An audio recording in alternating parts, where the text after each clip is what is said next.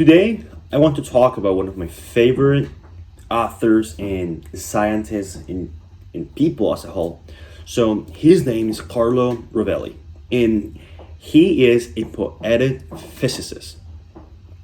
Right, so who is this person? So, I'm not a person who has always liked physics or science. In fact, this book was recommended to me by an entrepreneur, Naval Ravikant. And, you know, I'm increasingly becoming more interested in science because science is the engine of both technology and the economy. For example, the internet, the telephone, the TV, among many other inventions came from the field of physics. There are a few writers who are able to explain subjects clearly in a way that inspires you to become and get involved in the field and to keep contributing. And this is what I feel with Carlo Rovelli. Carlo Rovelli is an Italian theoretical physicist and head of the quantum gravity at the Aix-Marseille University. Sorry about my French. He's one of the founders of the loop quantum theory and author of my favorite books, such as The Seven Brief Lessons on Physics. Through his simple writing and poetic books, he's able to inspire readers, and as very few authors do. He writes his books for people who know nothing about science, and he takes the reader through a marvelous journey.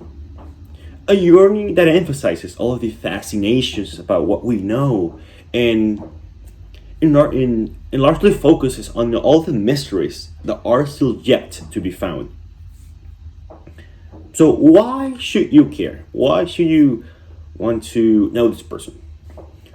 So I continue to find examples of entrepreneurs who combine business and science to create interesting and unique ventures. For instance, Elon Musk, who majored in physics and business, has been able to innovate with rockets, electric cars, underground tunnels, and even brain chips. Or the hedge fund manager, Jim Simmons, who is known as the smartest billionaire, contributed to the development of the string theory. True innovation, development, and growth all come from an interesting yet unusual combination: science and entrepreneurship. Even if you're not interested in entrepreneurship, being more knowledgeable of scientific principles can help you in your personal life or in developing your ideas in a revolutionary and a special way. Carlo Rovelli takes you with him on an adventurous journey that gives you a tour of the most fascinating ideas in physics, starting from the very beginning of science onto quantum physics and quantum gravity. What I love about his books is that he doesn't tell you what ideas or concepts are. Rather, he dives into the worlds of Greek philosophers such as Anaximander, of Democritus, or to Nobel Prize physicists such as Einstein or Schrödinger.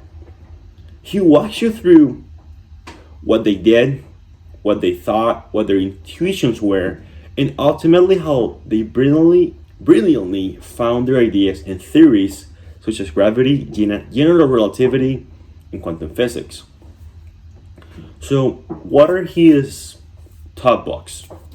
So, Carlo Rovelli has written more than 5 books in the last 2 decades. All these books share a common trait, which is Rovelli's brilliant way to tell us a concise story of how the ideas came into being. It not only shows you the path of how we've gotten there, but most importantly, shows where to pick up. And that's the most interesting idea, that he shows you, hey, this is where we are, this is how we got here, and this is how you can help take it from here and take it to the next level, into the future. So here are my favorite books. So the first one, 7, and that's the first book that I read about him, is the one called 7 Brief Lessons on Physics. This is his most popular book, and it's only about 80 pages. He talks about the beauty of modern physics and, most importantly, the joy of discovery. This book sparked my interest in the mystery of time, and that is why I decided to read the next one on the list. The Order of Time. After reading his most popular book, I was fascinated by the unconventional nature of time, so I looked to see if Rovelli had written a book about the topic, and he thankfully had. This book talks about the unbelievable yet mind bending reality of time and eventually our perspective and us humans. Number three, reality is not what it seems. So if you read 7 Brief Lessons on Physics, you will get hooked and you will have to read this book, which is an expanded version of it. Rovelli takes us on an adventure that tells us how our understanding of reality has changed over the last centuries and how physicists think about the structure of time and the universe. Those are my 3 most favorite books, and all of them, I've read them twice. So, what are the most favorite quotes from his book? So, almost every page and almost every line, there are beautiful words and that make you want to read them and ponder about them. So, it shows the 3 most important and meaningful quotes that highlight wonder, curiosity, and our human desire to know more. So, the first one: you don't get to new places by following established tracks, and that was said in a book. In reality, is not what it seems. As a person who's always trying to innovate, this quote resonates with me so much. Most of us need to think that we need to follow certain tracks to get to X, such as being happy or successful. But in reality, the more different and the more unique, the more interesting place you will discover.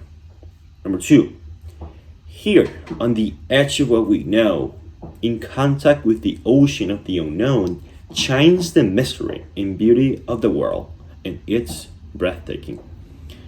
And that was said in the first book, 7 Brief Lessons on Physics.